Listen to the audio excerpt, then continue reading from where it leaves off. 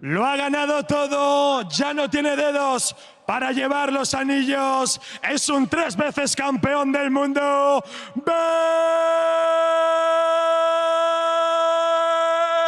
Bengi. And playing on the red side, it's the Flash Wolves man in the mid lane. There's nothing sweet about this stone cold killer Maple!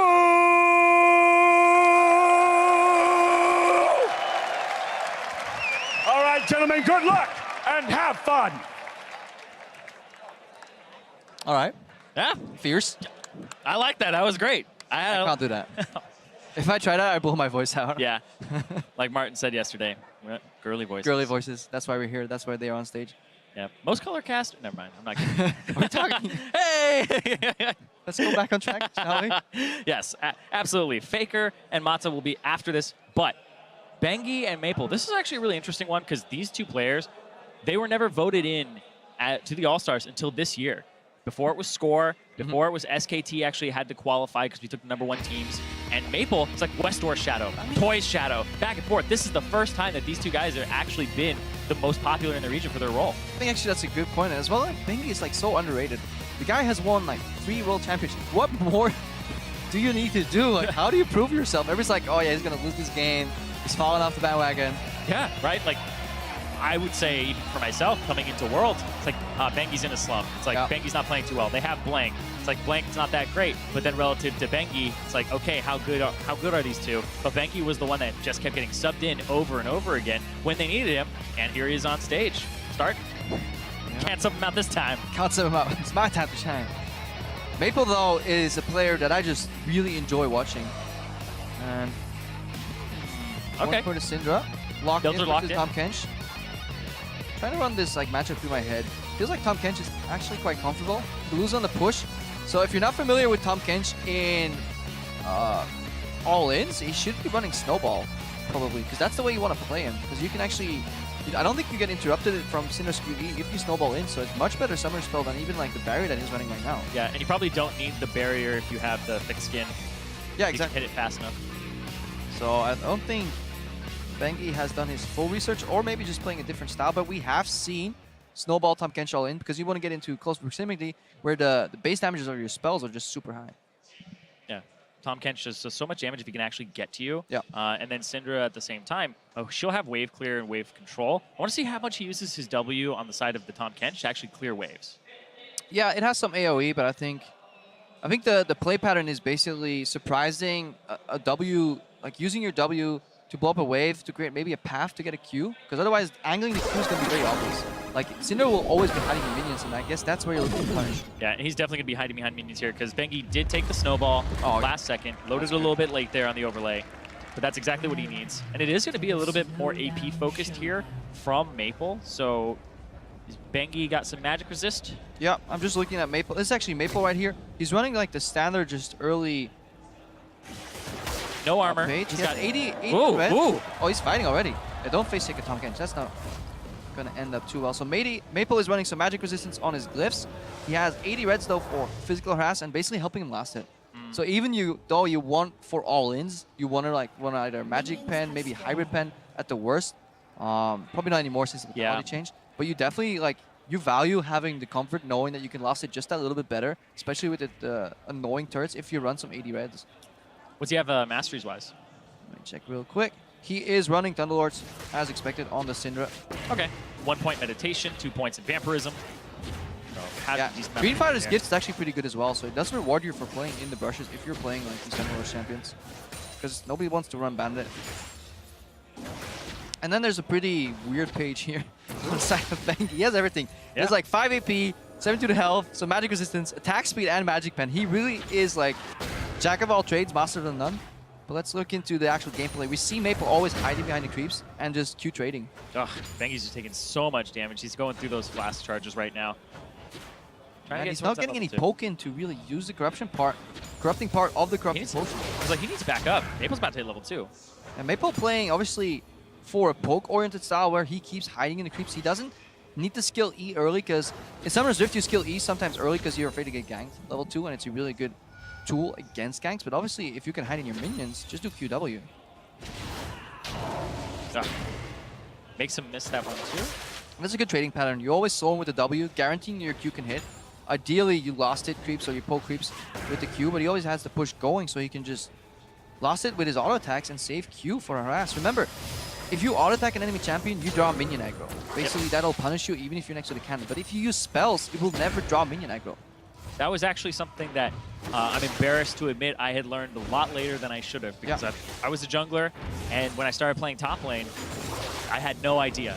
Yeah, a lot of players make that mistake, especially in the mid lane when they're playing very spell-reliant champions, like maybe an Ahri. They do a full combo, and then they go in for the last auto attack, and that last auto attack triggers like 6 minions to attack them, and they just lose the trade on the backhand.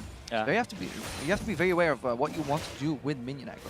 I think I learned it when I played top lane and I played against a streamer and I watched it back and he's like, he won that trade with the Rise because he rune prisoned me, but because he autoed me, he lost it. He's like, if he just cast spells, he would have won that trade.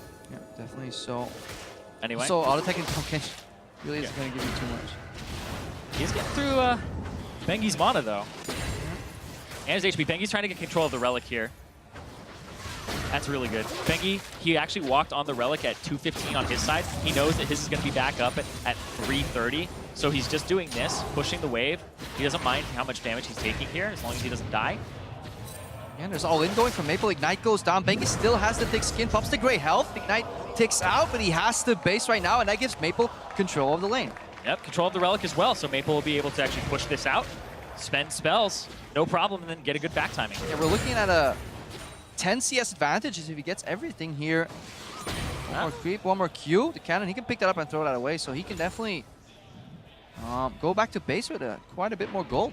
Yeah, I'm trying to think what Bengi's angle is here now, because he purchased a Doran's Ring, sold it, went for the shield, and then went for the Fairy Charm as well. Maybe he sees that Maple is doing quite a few auto attacks in between, wants to negate that with the Doran shield. I think he just wants some mana regen, so he can maybe win a sustain war against Maple. Yeah, he definitely wanted that because mono was being a problem for him. So kind of went between the Doran's Ring and that. Wonder what he's going to build, though, eventually. But we know Bengi thrives under pressure. Like, they swap him in the end of a best of 5, just when the World Championship's on the line. He went down to 3 HP.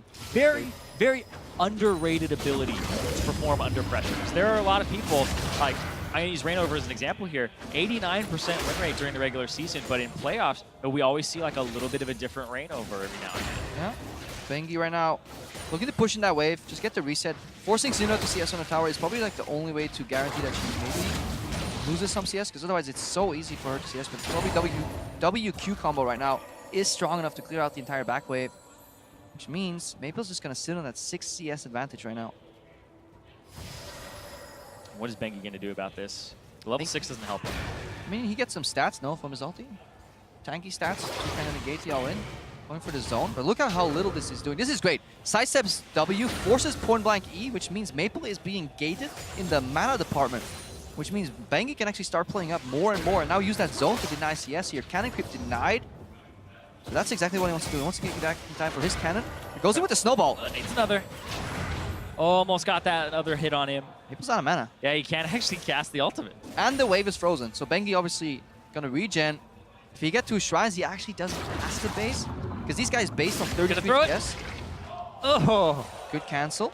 Maple only had 10 creeps since his last base, so with this like freeze that Bengi has put in motion, he's actually controlling the wave right now, and he may very well win on a CS victory. yeah, this is a very high level game right here, because it's so hard to get control of the wave again once you get a disadvantage. But the fact that Bengi's managed to do it with his champion slingshotting back, that's really cool. Now, just push in and reset anyways, because he wants to back. Definitely will have a bit more gold. There's a couple components for Maple, but Maple's style will probably have to shift into an all-in oriented style. Well, if you play a sustained war against this Tahm Kench that now has health regen and mana regen, I don't really see you winning, especially since it costs you so Maple. much. Wrong order. Misses with his E and then sweeps. Yeah. Oh, Bengi can actually get, he leveled his ultimate. You can get back faster with your ultimate if you want to use it. I wonder how he'll actually use it if he is ever going to.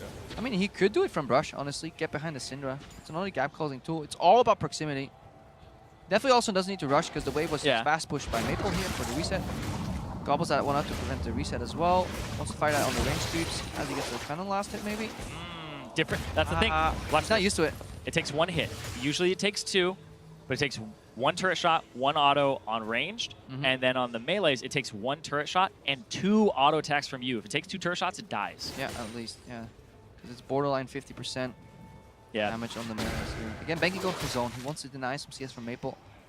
Threaten him to go for the relic. Pick it up, pick it up. Nice at the Qs, that's good. Just get rid of the mana, that's what he's looking for right now. Damaging his mana pool, forcing him to pick it up. Staying in the bush as well to make sure that he doesn't take minion aggro. Lost chapter finish though on Maple, that's really important. And yeah, exactly. So when he levels up, he'll end up getting a little bit more. Great job there. Bengi with the snowball to the left as well. Yeah, he got a little flustered here. Good ignite, Maple really controlling If he gets the Q, if he gets the Q. going close. Gobble, gobble. Oh! It's over. That snowball to the left. Very questionable. Maybe he thought he still had barrier and then hit it. Because he hadn't used snowball the entire game before that. I think he just misclicked, honestly. Yeah. Probably smart casting. Yeah, misclicking summer spells. Probably swapped them around. Still, Maple, though, played it really, really well. After he got the lost chapter, he ended up just dealing enough damage, and his mana was being attacked. It's a different strategy to attack their mana, and it's not too uncommon on Tahm Kench. You'll see it on support as well, because that's their strategy. Every damage they do to you as Tahm Kench, because you have thick skin, it's actually less damage per mana because you regen it back up faster. So that was his strat, and got Maple to back a lot of times on unfavorable backs and got control of the wave again, but really great execution there by Maple to close it out and go for the all-in. He realized he was winning that poke war. It is a dangerous game for Bengi to play, honestly, because you have to rely on your ability to sidestep everything, keep track of mana, keep track of the wave. Like, every time he moved forward, he had to be back in time to get the CS while he was zoning to deny CS. It's incredibly complex to keep that up, all while you don't know every single champion, like in a 1v1 scenario either. If you're a jungler, you have a rough idea of how strong these champions are, but eventually you'll kind of learn the hard way. Yeah, the limits and knowing what they're capable of doing is comes with experience, comes with a lot of mistakes, I'd say. That's how most people will learn. Going back to things like scrims, whenever I watch them, it's always try to find your limits on these new champions that you don't know. Can you kill them at level 3? Can you not? Yeah, and this also focuses very much on the macro side. If you bring up the scrim argument, that's where they usually take a more holistic approach, bigger macro picture. But that's too much derailing right here. We're ready for our next matchup, so let's check out what Dash and Imbai have in store for us right now.